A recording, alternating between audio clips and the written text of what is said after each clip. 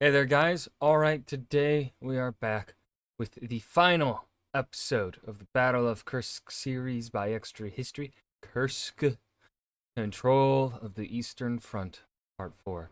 Now, before we dive in, make sure you go and check out the links in the description box below. Would love to join the Discord. Follow me over at Twitch, and please do go check out the two gaming channels here on YouTube. One is edited content, and then the other is just the stream VODs. So if you can't catch me live, you can go watch them over there, and you can also go check out other games that I have played through that are no longer available to be watched on Twitch because Twitch only lets you keep VODs up for 2 weeks now. I wish they had kept it permanently, but I think Twitch is very poorly managed in terms of its storage space or whatever, their costs of storage, whatever the fucking system is. But anyways, with all that said, let's go ahead and dive in.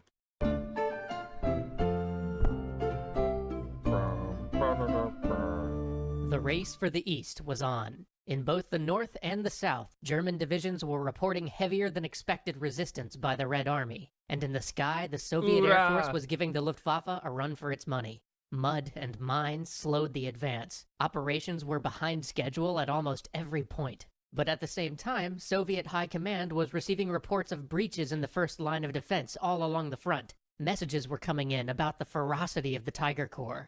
For the first time since the war in the East began, the T-34 was outclassed. Soviet tank crews now had to contend with crack German tankers with equipment that bested their own. In the north, the Germans had made it to the outskirts of the crossroad town of Punnery in the second defensive ring. As the second day began, though, the Soviets prepared a counterattack. Red Army troops would sweep back the invaders. Unfortunately, the reality on the ground was different. Messages got mixed, lost somewhere along the way, and only a small portion of the troops that were supposed to attack engaged. The attack was smashed, leaving nearly 70 Soviet tanks smoldering in its wake. Now it was the Germans' turn to renew the offensive, but now too it was the Germans' turn to be turned away at high cost. Forces began to be siphoned off. The front began to shrink. But the real fight was at Punnery. With no decisive breakthrough, it turned into the same type of house-to-house fighting that the Germans had faced at Stalingrad. The town swung back and forth, as attack and counterattack swept away the gains of previous day, or at times even previous hours from whatever side had made them. And the front narrowed further. By the 9th, operations were down to a roughly 1-mile stretch of the front. The German command staff met.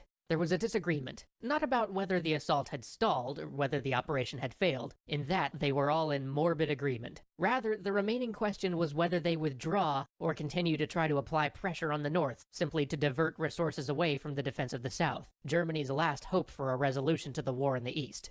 Opinion was divided, but at last, the resolution was to stay. Because in the South, things fared better for the fascist army. The breach was larger. The Soviets were holding at the second line of defense, but the German tanks were pressuring them hard. There were no counterattacks here, just a desperate attempt to hold on.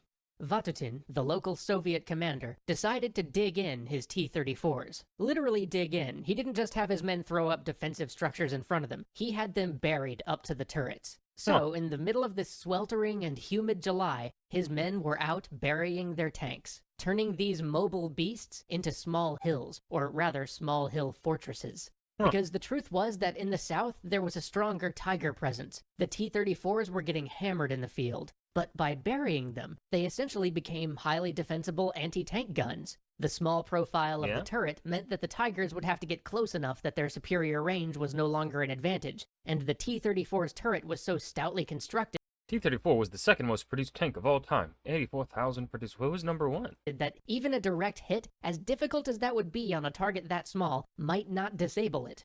These dug-in tanks provided far more of a hindrance than their mobile counterparts had. They had to be cleared one by one. They couldn't be driven off or easily neutralized from afar. And when coupled with the occasional unentrenched tanks which launched surprise attacks, they proved especially disruptive.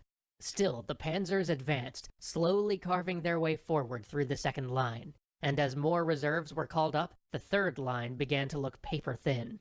If the Germans weren't halted here, they could potentially drive forward and achieve what would be so disastrous for the Soviet cause, the encirclement of the Kursk salient. A breakthrough here would be a true breakthrough. More reserves were released. 2 tank corps were pulled forward. The 5th Guards Tank Army and the 5th Guards Army were moved towards the front. But Stalin was willing to play a dangerous game. They had another strategy in the works. If the forces at Kursk could simply pin down the Germans for long enough, other Soviet forces could sweep around them in a crushing counterattack. But this meant reserving troops for this counterattack force, which in turn meant that not every able-bodied tank and rifle could be committed to the defense. The Southern Front would have to hold with what it now had.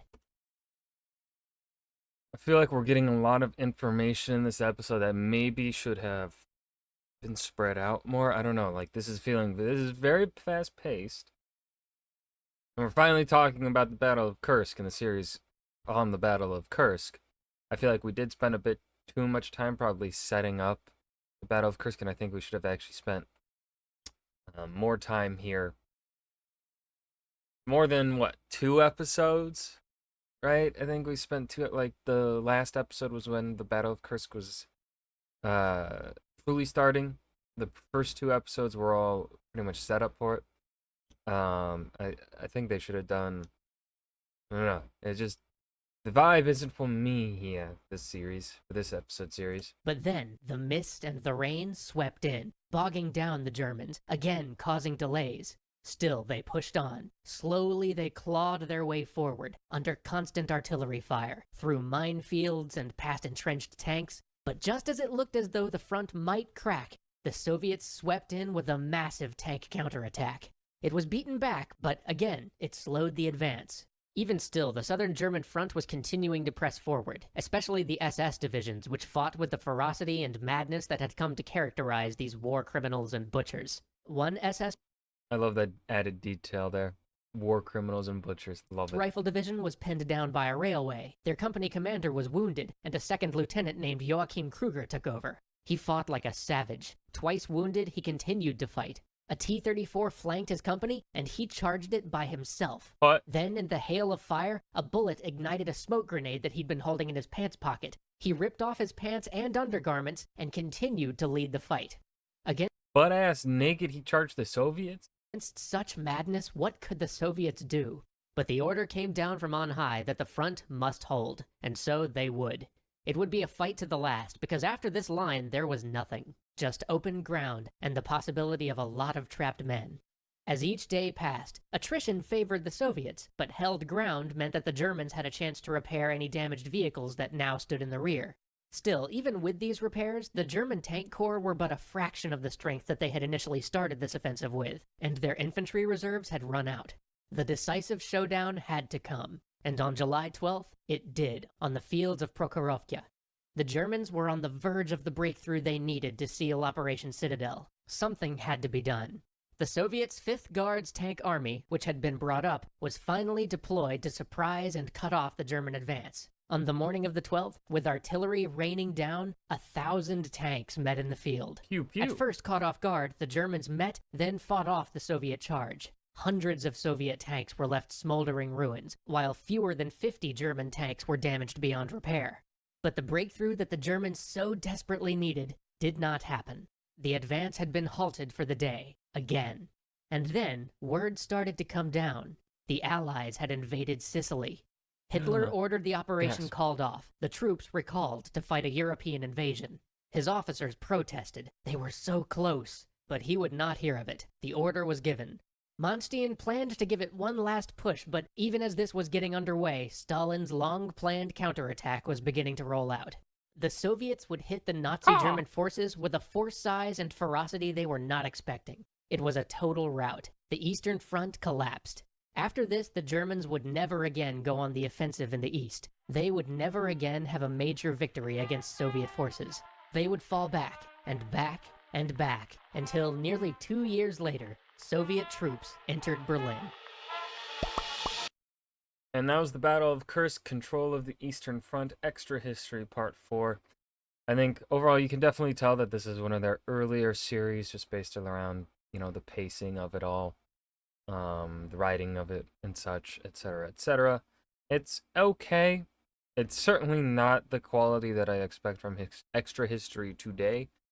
They're more newer series. It's fine, but some of the things they said rubbed me wrong. One of those big things being what I talked about in the last episode in part 3. That one bothered me. that kind of that kind of talk when it comes to World War II really bothers me these days. Because it's not really anywhere close to being true. At least from my understanding of World War II. And from like a bunch of videos that we've watched on this channel, do not give the vibe that a victory at Kursk would have changed anything, really. But yeah, that was the Battle of Kursk series by Extra History. I hope you guys enjoyed. Remember to hit that like button and subscribe for more. And I will see you guys in the next video. Peace.